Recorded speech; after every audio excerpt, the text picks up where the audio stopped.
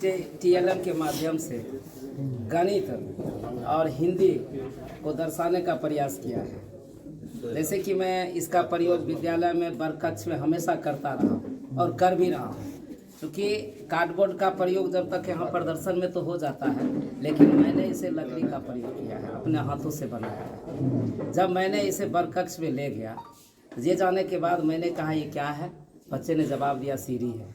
सीढ़ी का क्या काम होता है? ऊंचाई चढ़ना।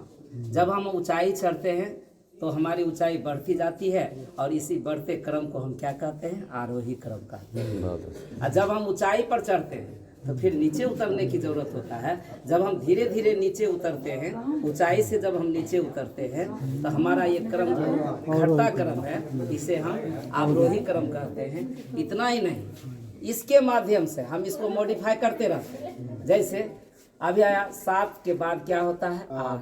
8 के बाद क्या होता है? 9। अब फिर हम आते हैं 9 से पहले क्या होता है? 8। 8 से पहले क्या होता है?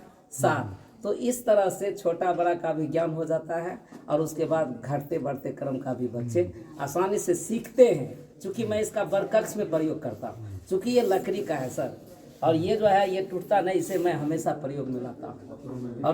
और इससे बच्चे आराम से वो काउंट भी सीख रहे हैं, घटते बढ़ते क्रम को भी सीख रहे हैं, कौन छोटा है कौन बड़ा है, अंक उसके बारे में भी बच्चे जानकारी आसानी से प्राप्त कर सकते हैं। उसके बाद ये है सर हिंदी से, ये शब्द मेला है। मैंने इसमें 50 वर्ड हिंदी का शब्द लिखे हैं इसमें, और मैं जब बच्चे को समूह में बांटता हूँ तो उसको बांटने के बाद उसे 5-5 का 10 समूह बनाता हूँ और सबको इस शब्द से अवगत करा देता हूँ।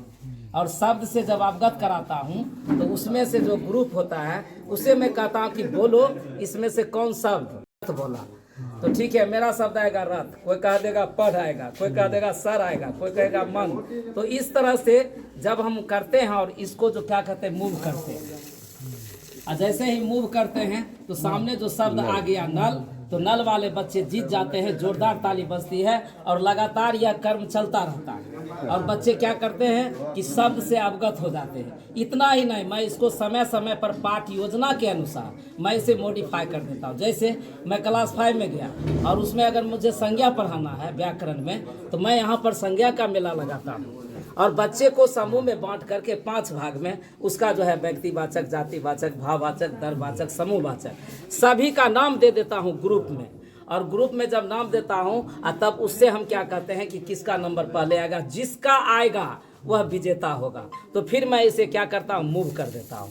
और मूव करने के बाद होता क्या है कि जिनका शब्द आता है वो बच्चे विजेता हो जाते हैं और खुशी खुशी उस बात को सीख भी लेते हैं। इसी तरह से सर्वनाम में भी करते हैं, इसी तरह से विशेषण में भी करते हैं, और इसी तरह से मैं कारक का भी प्रयोग इसमें कर लेता हूँ। और बच्चे आसानी से देखते हैं, सीख जाते हैं, बिना रटे और खेल खेल के माध्यम से करते हैं। और ये मेरे वर्ग कक्ष में हमेशा लगा रहता है।